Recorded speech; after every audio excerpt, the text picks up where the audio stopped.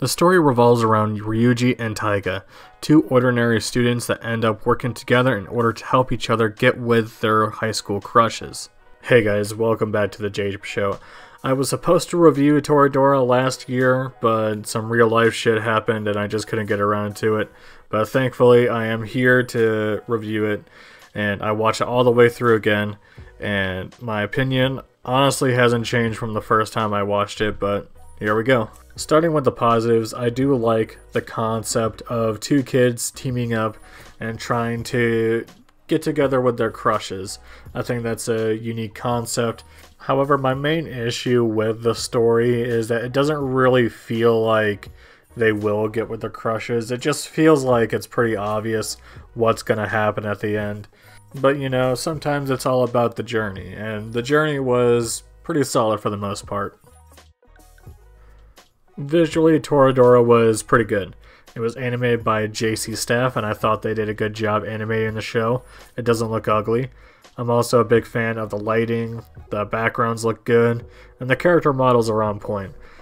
Overall, I don't really have any complaints with how Toradora looks.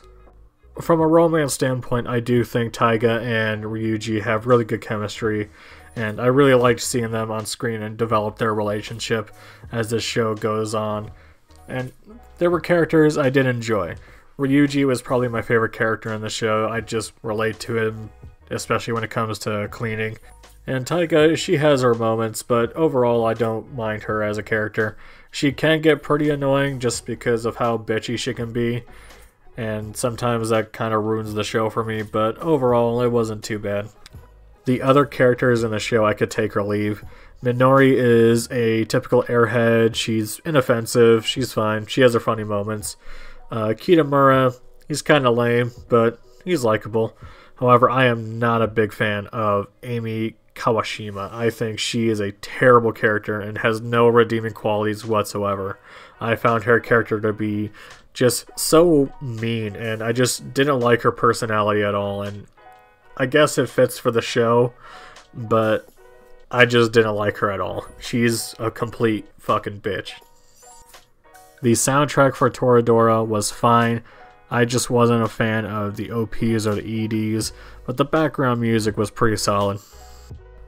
Toradora had a pretty solid ending.